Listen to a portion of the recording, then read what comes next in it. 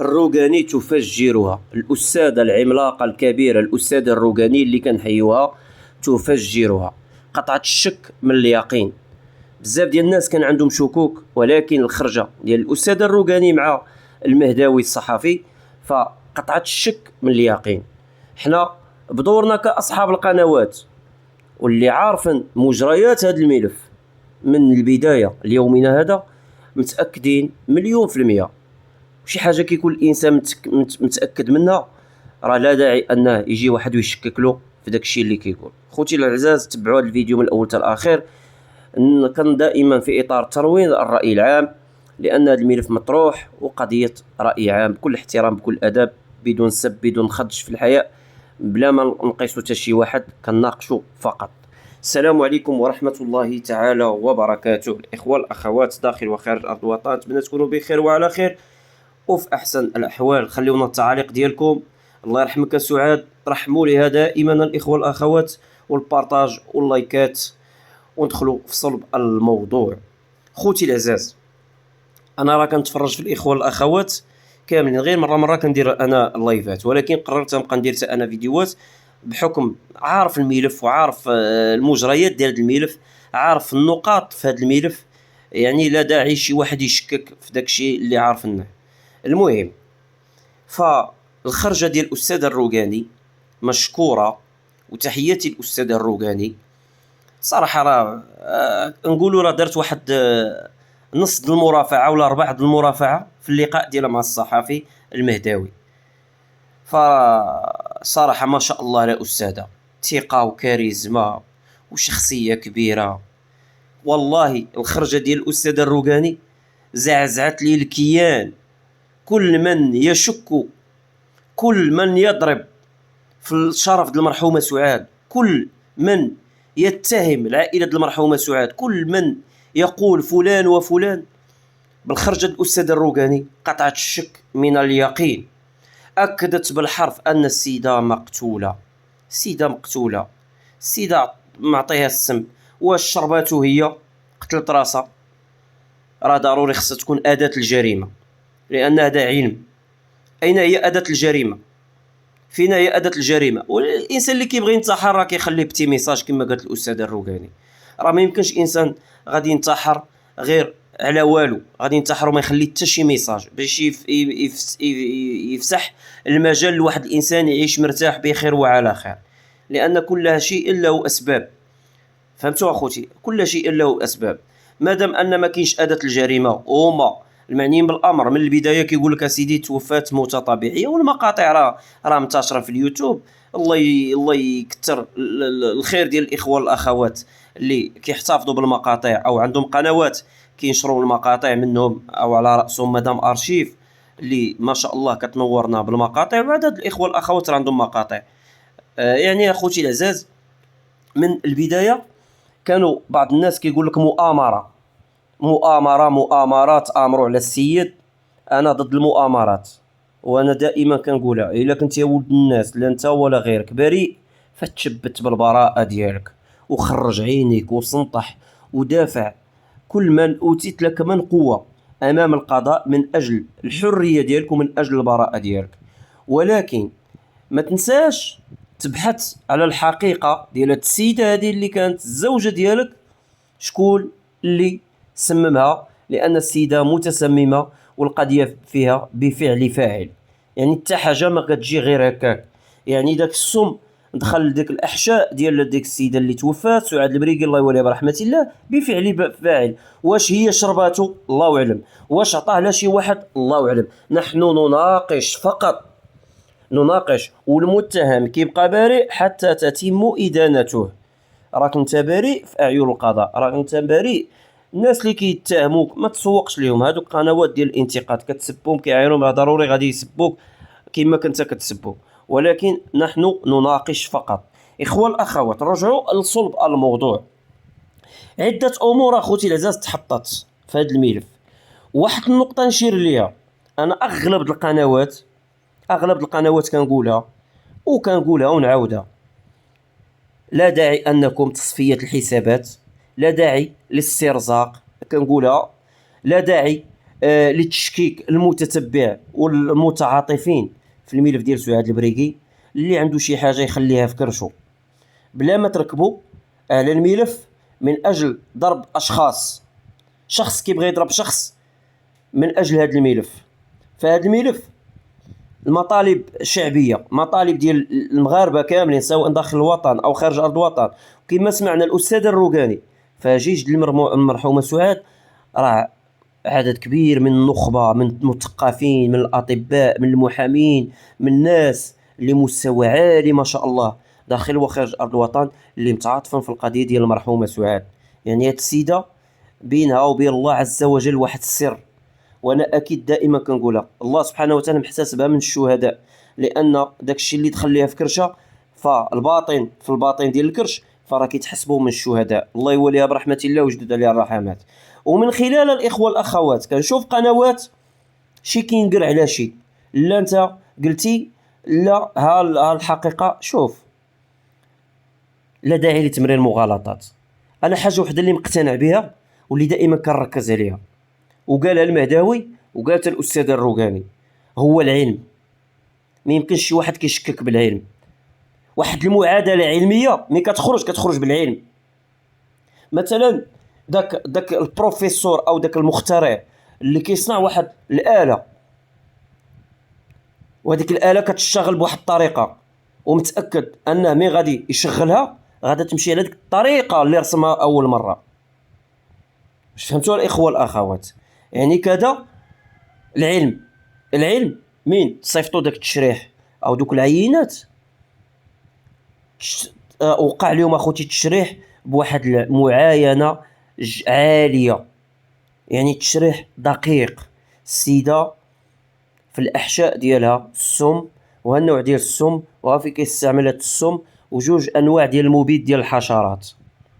سالينا، يعني السيده بفعل فاعل، السيده ميته. شكون اللي دار ليها؟ المحكمه خوتي اللي كتقرر، نحن نناقش فقط. فهمتي ولا لا؟ كنت ديجا كنتسب مع هاد القنوات هادو، كانوا كيسبوا لي امي وكيعايروا لي امي وكيتهموني وكذا، حتى انا كنت كنسبهم وكنعايرهم، ولكن في اطار المناقشه والنقد البناء فانا منتقد فقط. لا داعي انني ندخل في دوك الخزعبلات وندخل في المشاحنات الخاويه.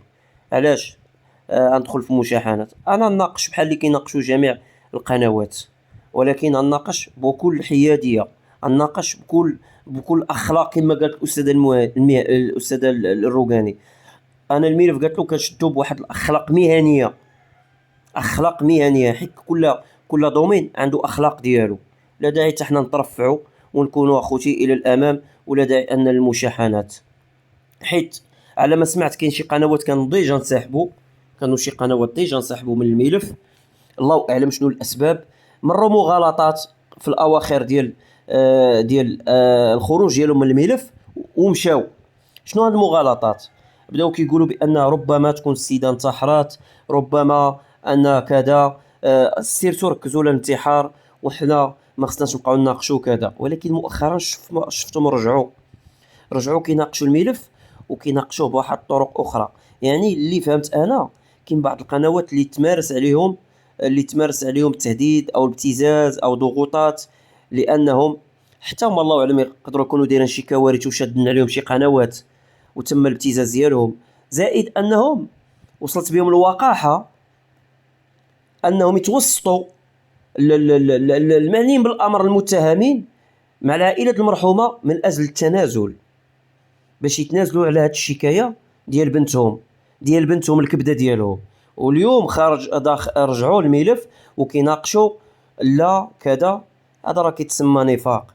ونزيدكم واحد الحاجه، راه اي واحد كيبيع روح والروح عزيزه عند الله، والله لا خرجت له سلامات. فالروح عزيزه عند الله، بلا بالانسان يقول لا اشنو فهمتوا الاخوه الاخوات؟ راه الروح عزيزه عند الله. راه بزاف ديال الناس عاقت وفاقت، بزاف ديال الناس غلطه. انا راه ما يمكنليش اخوتي نقدر ما عارفش واحد الحاجه، انا كنناقش في اطار المسائل اليوتيوبيه اللي دايره ليا. شي حوايج البارح عاد شفتهم الوثائق، عاد شفتي وثائق اللي تم التنزيل ديالهم في القناة ديال حميد المهداوي، مثلا تشريح مثلا، ولكن غير مقتطفات ديالهم، ماشي داكشي كامل لي رابورات كاملين، لا غير مقتطفات منهم اللي كيعطي الادله والاثباتات الناس اللي عندهم شكوك. وبرافو ليهم. حتى انا ما كنت عارف هاد الحوايج، ما عندي حتى شي وثيقه في هاد الملف باش نكونوا واقعيين. ما عندي حتى شي وثيقه، ما عندي حتى شي محضر، ما عندي حتى شي حاجه كتثبت. ولكن كنهضر انا يوتيوبيا. مثلا داك السيد كنعرفوه من الاول كيقول لك سيليباتير، يمكن لي نقولها اليوم وغدا ودائما. هاد السيد كان كيتصاحب مع القنوات، اوكي متفقين. هاد السيد كان في سيدي عدي، شفنا شي حوايج راه بالدليل والبرهان في اليوتيوب. لا داعي اننا نمروا مغالطات للناس. اللي يقول لك مؤامره، اش من مؤامره؟ اش من مؤامره؟ علاش الناس يتامروا؟ شكون المستفيد؟ واش هاد الزروالي مثلا غادي يستافد؟ واش ضري غادي يستافد؟ شنو غيستافد من الموت ديال واحد السيده بريئه؟ باش نكونوا واقعيين، راه الناس العقلاء راه كيفكروا بالمنطق. شكون اللي رجع واحد اخر من بعد ما كان انسان اخر، ودابا رجع واحد الانسان اخر؟ المعنيين بالامر. الامور واضحه. ولا جيتو تفرجوا اخوتي العزاز في الافلام الامريكانيه والافلام المكسيكيه الافلام دائما اخوتي العزاز العلاقات كيؤديو الى الانتقام. انا كنهضر من خلال الافلام، من خلال هادو افلام ماشي واقعيه، ولكن كيجسدوا لنا الواقع. هذاك الفيلم باش كينتجوا واحد القصه خياليه من قصه من الخيال الواقع اخوتي العزاز، وكيجسدوها في فيلم. هاد الدور علاش هادو كان كيبغيو بعضياتهم، هذا مزوج خصو يحيد هاد المراه كذا. الكماله من راسكم اخوتي العزاز. يعني دائما الدافع ديال العلاقات وديال الحب راه كيؤدي احيانا الى الانتقام لتنحي اشخاص باش يفتح له المجال ويعيش بسلام. ولكن حنا كنعرفوا الروح عند الله عزيزه. هادشي اللي بغيت نوصل لكم، الروح عند الله عزيزه. الاستاذه الروقاني تطرقت لعده نقاط وعجبتني وقنعتني. حتى الناس اللي متبعين الملف وكانوا دائما كيخليو كومونتيرات سلبيه البارح اقتنعوا. لهذا كنقول لكم الله يرحم لكم الوالدين. لا داعي انكم تتهموا الناس راه قتال، راه فيه حتى واحد ما يتهم شي واحد. فهمتوا ولا لا؟ خليو المجريات ديال القضاء، خليو القضاء هو اللي غادي يحكم. جميع الادله وجميع الاثباتات وجميع القرائن راه محطوطون في الملف. حنا ناقشوا بحياد، ناقشوا بحياد. لا سبك هو خليه يسبك. انا عارف كان مؤخرا اللي خرج للملف كيتهجم عليه. الا سبك خليه، هو راه كيبين. علاش كتسب هاد الناس كتناقش. الا سبوك وعايروك وقذفوك واتهموك عندك الحق، ولكن الا ناقشوا معاك الملف، شنو كاين بقاش تقول لا كذا راه داروا لي راه كيتهموني. لا، الناس كتناقش في اطار النقد البناء فقط. فلهذا اخوان اخوات، لا داعي انكم تمروا مغالطات. وكنحيي الاخت فدوى شانيل، كنحييها الاخت فدوى شانيل، واحد الانسانه راقيه ما شاء الله. والله العظيم انا كنشكر الجميع، ولكن الاخت فدوى شانيل والله العلي العظيم كنحييها. وعجبتني حتى واحد النويطه قالتها. كاين بعض القنوات اللي كانوا واقيلا باغيين يبيعوا الملف ولا على ما اظن، او يتوسطوا يجيبوا تنازلات، وكانوا كيشكوا الناس يمكن واقيلا انتحار. ولكن فدوى شانيل برهنتي على اخلاقك العاليه، الله يحفظ لك وليداتك. انا كنقولها لك ايوب لايف، وكنتفرجك في الفيديو ديالك من اجوز كازيت. كناخذ منك حتى انا كناخذ معطيات كنبني ليها، وعندي معطيات انا ديالي. والحمد لله حتى انا كناقش بطريقتي. كل واحد وكيفاش طريقته ديال التلقاء، كيفاش كيعطي الناس النقد ديالو. فهمتوا اخوتي العزاز؟ كل واحد وطريقته، والحمد لله وللحمد. اليوم الجيش ديال المرحومه سعاد كيكتر ما شاء الله عليها، ان عندها شي سر بينها وبين الله عز وجل. الناس بدات كتاكد ان السيده مظلومه، والناس اللي كتعليها في شرفها او الناس اللي كتشكك فيها والله العلي العظيم الى غادا في الخسران. ونهار على نهار ربي كينزل عليهم المسخ. وسيرتو داك السرباي والله الى ربي نزل عليه المسخ. كيقول لهم انا المعطى، انا خدام لا شي حوايج، انا ملي كيوصل للمحكمه كيمشي يجلس في القهوه يهبط نورمان ويشعل في الكوارو ويتسنى تيخرجوا الناس ويقول لكم عاجل اخر المستجدات في القضيه ديال المرحومه سعاد. ما كيقدرش يوصل حتى الجنبات ديال المحكمه. شوفوا كيفاش كيخدعوا الناس، وشوف كيفاش كيكذبوا الناس من اجل الربح المادي فقط، لانه في اللايفات ديالو كياجيستي على السوبر شات وعلى الدعم واللايكات اللي كيناقش واحد الملف انساني، واحد الملف اللي داير ضجه والاجر ديالو كبير عند ربي العالمين، ماشي بديك الطريقه كيقلب بعدا على السوبر شات وعلى الدعم المادي. فهمتوا اخوتي العزاز؟ باش نكونوا واقعيين. فلهذا ارتاحوا وكونوا مزيانين، لان هذا الملف ايادي امنه. شكرا الاستاذ الروقاني اللي نورتينا، اللي عطيتينا واحد دافع الى الامام. شكرا لك، بينتي بزاف ديال الحوايج الناس كانوا خصهم يتصنتوا يسمعوهم وسمعوهم البارح. ننتظروا ان شاء الله باذن ربي العالمين مجريات المحكمه. اللي بريء الله يعاونوا، راه المحكمه اللي كتبرئوا كما قالت الاستاذه. اللي مدان احنا الهدف من هادشي كامل شكون سمم سعاد البريقي، من شكون هو الله اعلم.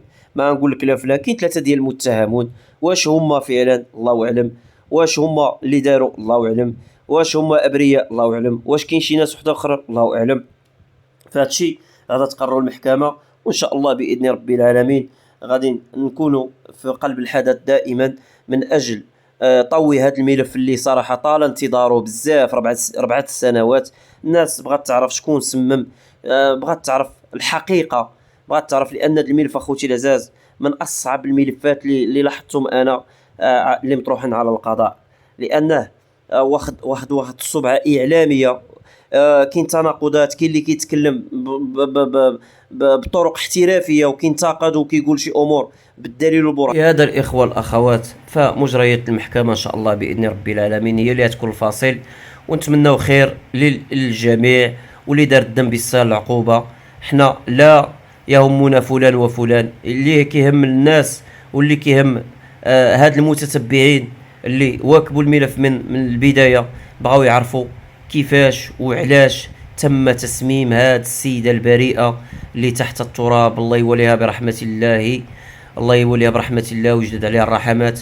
وهذا هو الفيديو ديالنا، نتمنى ان ينال الاعجاب ديالكم. خليونا التعليق، لايكات، انتظرونا في شي فيديو اخر. تحياتي لكم وتبارك الله عليكم خوتي العزاز.